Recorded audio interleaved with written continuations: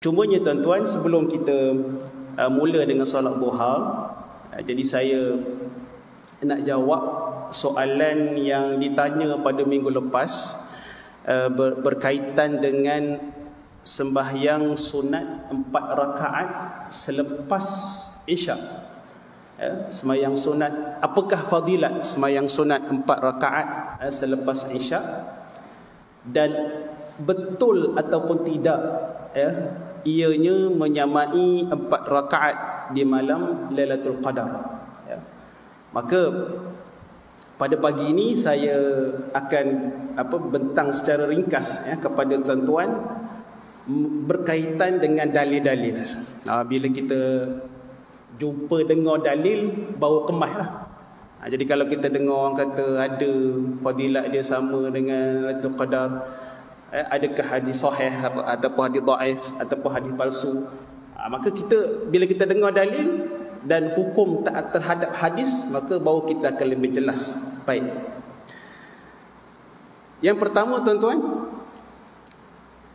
di sana ada dalil ataupun hadis yang sahih menyatakan bahawasanya Nabi SAW bersolat sunat 4 rakaat selepas isyak.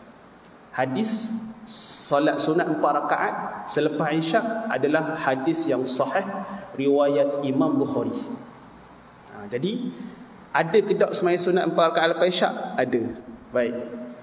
Maka hadis riwayat Imam Bukhari daripada Ibnu Abbas radhiyallahu anhuma, dia berkata, hadis dia agak panjang, saya baca sekerat je.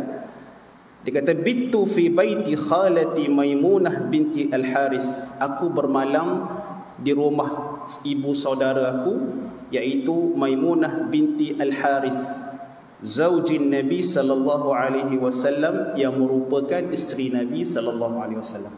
Ni pun kita dah jumpa dalam bab sembahyang malam itu, yang Ibnu Abbas bermalam di rumah Maimunah dan dia lihat Nabi bersolat malam. Wa kana an-nabiy sallallahu alaihi wasallam 'indaha fi lailatiha, dan adalah Nabi sallallahu alaihi wasallam berada bersama dengan Maimunah pada malam tersebut. Jadi malam tu adalah malam giliran Maimunah. Fa shalla an-nabiy sallallahu alaihi wasallam al-'isha, maka baginda Rasulullah sallallahu alaihi wasallam bersolat isya. Thumma jaa ila manzilihi fa shalla 4 raka'atin. Kemudian baginda pulang ke rumah dan baginda bersemayang 4 rakaat. Maka semayang 4 rakaat tu dia buat selepas isyak, lepas Nabi balik ke rumah, ya. Maka semayang sunat 4 rakaat selepas isyak sabit dengan hadis yang sahih.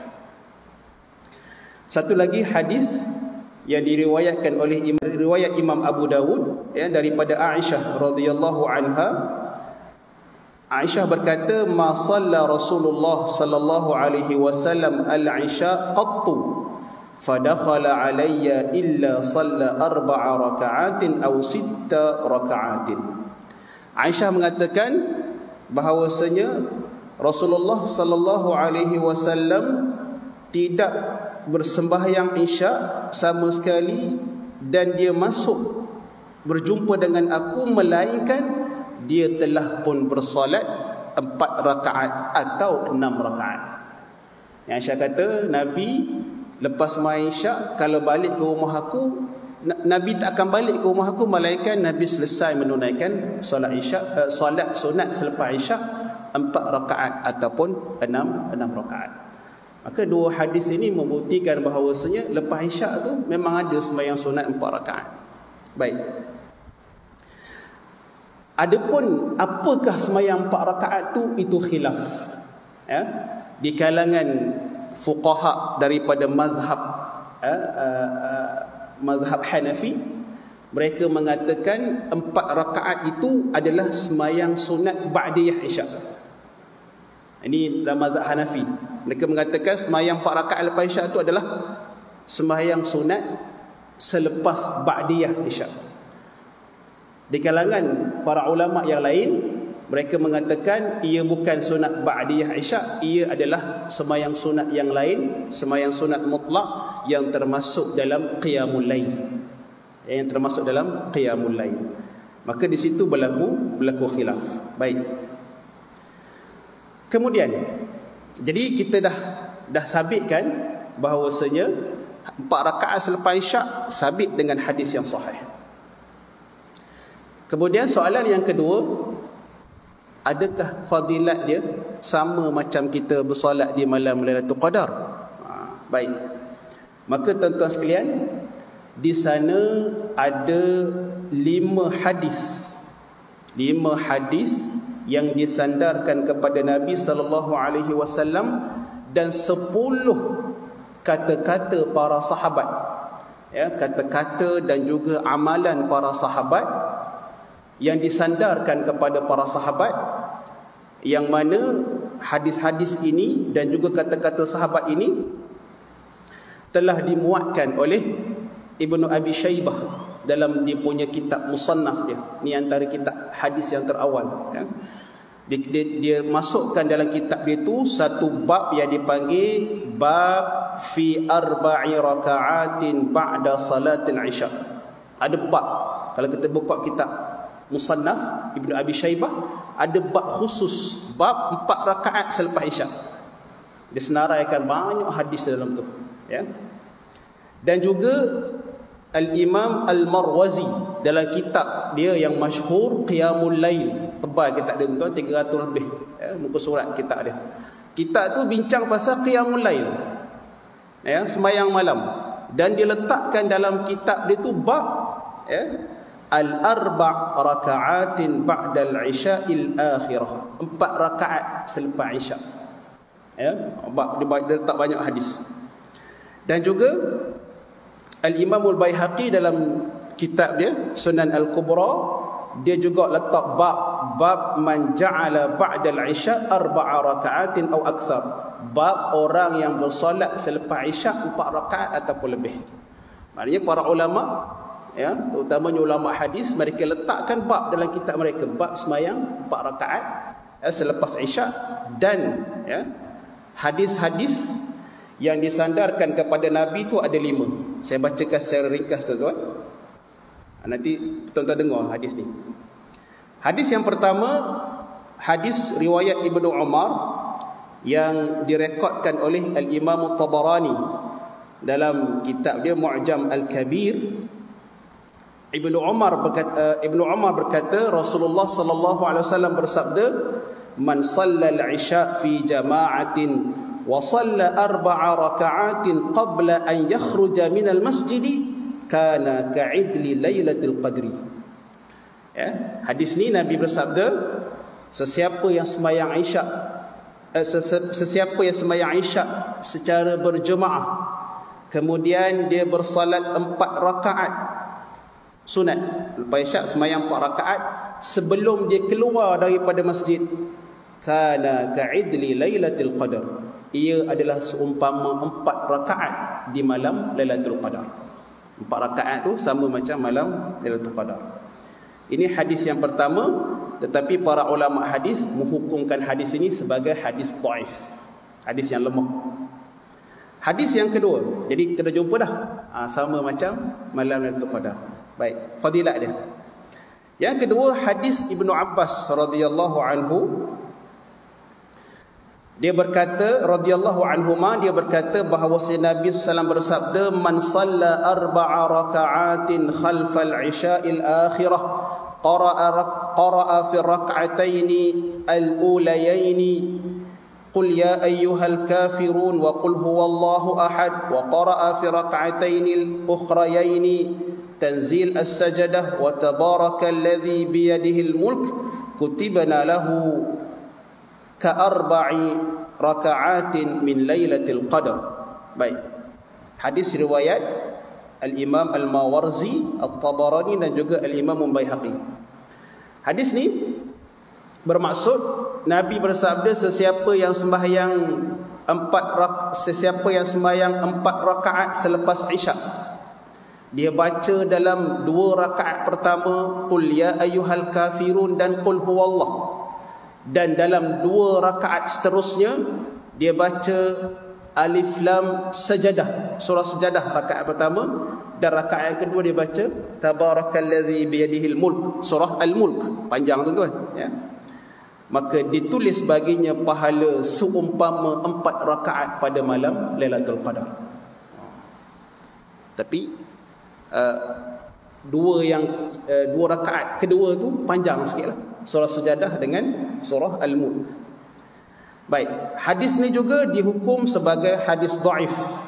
Ya, hadis dhaif kerana dalam sanad dia ada perawi yang bernama Abu Farwah Yazid bin Sinan Az-Rahawi, yang ulama-ulama hadis sepakat mengatakan dia ni perawi yang lemah ya.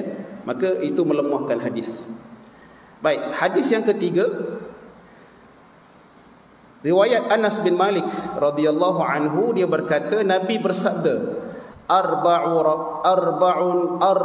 qabla adh-dhuhri ka'idlihinna ba'da al-'isha wa arba'un ba'da al-'isha'i ka'idlihinna min lailatul qadar.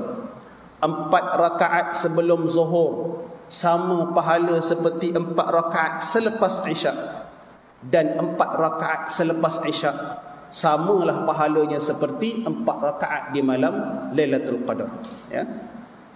Itu hadis yang ketiga, dan hadis ni dihukum oleh ulama hadis sebagai sangat lemah kerana dia ada perawi yang bernama Yahya bin Uqbah bin Abi Al-Aizar, dan perawi ni ramai ulama hadis mengatakan bahawasanya dia ni suka ataupun dia ni adalah di kalangan orang yang mencipta hadis, yasta'il al-hadis, dia buat hadis sendiri, dan dia juga ada tuduhan sebagai kazab, penipu. Maka hadis dia lemah, sangat lemah, bukan lemah tu, sangat lemah. Bila sangat lemah tak boleh amal lah. Tapi hak lain-lain tu lemah biasa je. Hadis yang keempat, hadis riwayat Al-Bara' bin Azib, Nabi bersabda, man shalla qabla adh-dhuhri 4 raka'atin ka'annama tahajjada bihinna min lailatihi wa man shalla hunna ba'da al-'isha kunna kamithlihinna min lailatul qadar. Sesiapa yang semayang sebelum zuhur 4 rakaat, maka seumpama dia bertahajud di malamnya. 4 rakaat sebelum zuhur macam tahajud di waktu malam. Dan sesiapa yang bersalat selepas isyak 4 rakaat, maka samalah pahalanya seperti malam Lailatul Qadar. Baik. Hadis ni dihukum sebagai hadis yang lemah. Baik.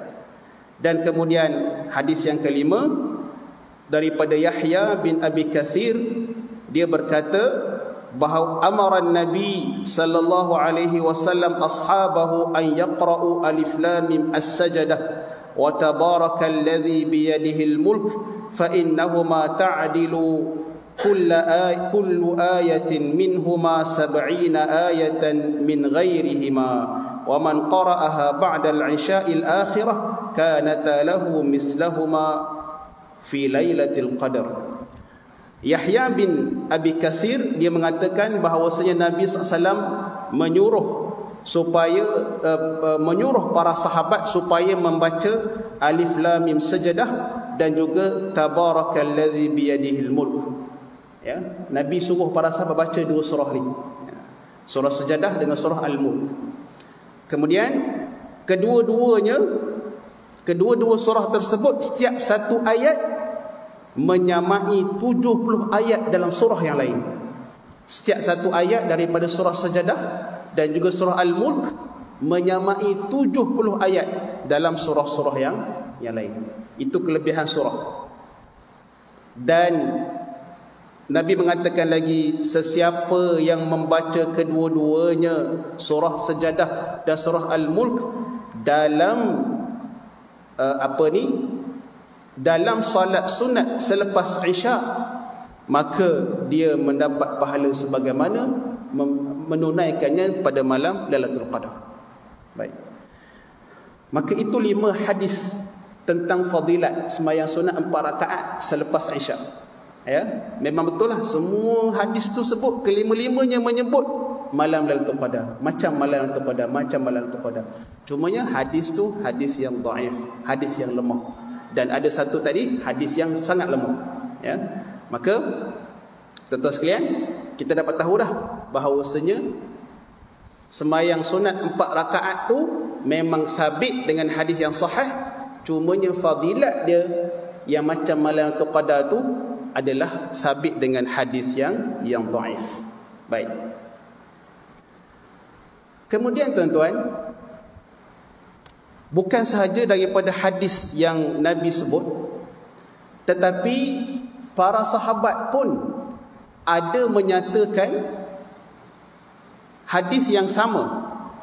Para sahabat pun ada mengeluarkan kenyataan yang sama macam hadis Nabi itu, iaitu Lailatul Qadar, ya. Jadi perkataan para sahabat walaupun bukan Nabi yang cakap, tapi ia tetap dikira sebagai hadis. Dia panggil hadis mauquf. Dia ada 3 hadis, jenis hadis. Kalau kita tengok disandarkan kepada siapa? Yang disandarkan kepada Nabi dipanggil hadis marfu'. Disandarkan kepada sahabat dipanggil hadis mauquf. Disandarkan kepada tabi'in dipanggil hadis maqtu'. Jadi hadis yang disandarkan kepada sahabat ni dipanggil hadis mauquf. Ia pun hadis. Dan apabila ianya berkait dengan seperti perkara-perkara ghaib, syurga neraka, padang mahsyar, hari kiamat, dan juga dalam fadilah amal, maka ianya sama macam hadis marfu' darjat dia. Sebab fadilah amal ni di antara perkara yang tak boleh direka-reka. Tak boleh reka. Yang ada kuasa sebut fadilah amal, buat sekian-sekian dapat sekian-sekian, hanya Allah dan Rasulnya saja. Kita tak boleh pandai-pandai. Awak bacalah Quran, besar pahala ni, pun kita pun reka pahala. Nak suruh dia baca Quran, tak boleh. Allah dan Rasulnya saja. Maka para sahabat tak ada kuasa. Tetapi apabila mereka cakap, mereka sebut, hadis yang mereka sebut tu jadi darjatnya sama macam hadis yang Nabi sebut. Baik. Maka tuan-tuan, ada 10, saya sebut 2-3 gitu je lah, ya. Yang pertama yang disebut oleh Abdullah bin Mas'ud radhiyallahu anhu, dia kata, man salla arba'an ba'da al-isya'i la yafsilu bainahunna bi taslimin adalna bimislihinna min lailatul qadar. Abdullah bin Mas'ud sebut, sesiapa yang bersembahyang 4 rakaat selepas Isya yang tidak dipisahkan oleh salam. 4 rakaat tu direct, tanpa salam yang pertama, direct. Tanpa salam yang pertama, 2 tanpa salam selepas 2 rakaat, dan tanpa tahiyat, direct 4 rakaat direct, ya. Maka adalna bimislihinna min lailatul qadar, samalah pahalanya seperti malam Lailatul Qadar. Yang ni yang banyak tanya ni, ustaz, betul ke sembahyang Isyak 4 rakaat, sembahyang lepas Isyak 4 rakaat tu tak ada salam, tanpa salam, 4 rakaat direct? Inilah dalil dia, disebut oleh Ibnu Mas'ud radhiyallahu anhu, ya. Baik, maka itu antara salah satu cara. Boleh je kita buat 2 rakaat salam, 2 rakaat salam, ataupun 4 rakaat terus, ya, tidak ada masalah kerana ada dalil dia. Baik. Yang kedua daripada Abdullah bin Amr radhiyallahu anhuma, dia berkata, man shalla arba'an ba'da al-isya'i kunna kaqadrihinna min lailatul qadar. Sesiapa yang bersolat 4 rakaat selepas Isya, maka adalah pahalanya sama seperti malam Lailatul Qadar. Dan samalah hadisnya yang bermaksud yang sama daripada Aisyah, daripada Abdullah bin Amr, sekali lagi daripada Ka'ab bin Mati', ataupun lebih terkenal dengan nama Ka'ab al-Ahbar, ya, daripada Maisarah, ya, daripada Abdul Rahman bin al-Aswad. Banyak, ya, banyak hadis-hadis mauquf yang menyatakan fadilat yang sama dengan Lailatul Qadar. Maka tuan-tuan sekalian, kesimpulan dia, 4 rakaat selepas Isya memang ada dengan hadis yang sahih. Hadis sahih. Baik. Dan fadilatnya adalah sabit dengan hadis yang dhaif, tetapi disokong oleh hadis-hadis mauquf tadi. Hadis-hadis mauquf tadi tu ada yang mempunyai sanad yang baik, tidak dhaif, ya, ada dengan sanad yang baik. Maka kita mengatakan, tuan-tuan, adalah yang terbaik bagi kita adalah kita buat Sebab dia sabit, amalan tu sabit dengan hadis yang sahih. Ya.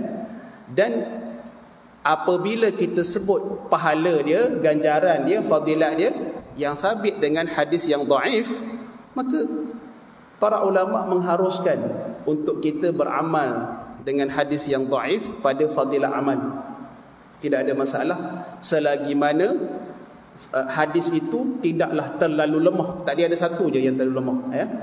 Tidaklah hadis yang terlalu lemah dan ibadah itu mempunyai asal dia, bukan rekaan, ya, asal. Jadi kita ada asal dia 4 rakaat tu. Apa asal dia? Hadis sahih mula-mula tadi.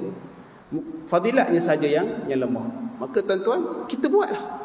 Dan kita mengharapkan mudah-mudahan Allah Ta'ala menuliskan kepada kita pahala sebagaimana kita sembahyang pada malam Lailatul Qadar, 4 rakaat Lailatul Qadar.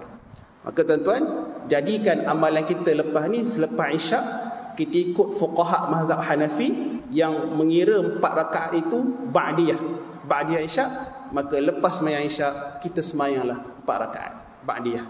Dan kita mengharapkan mudah-mudahan Allah Ta'ala kurniakan kepada kita pahala sebagaimana 4 rakaat pada malam Lailatul Qadar. Ya, baik. Itu terjawablah, ya.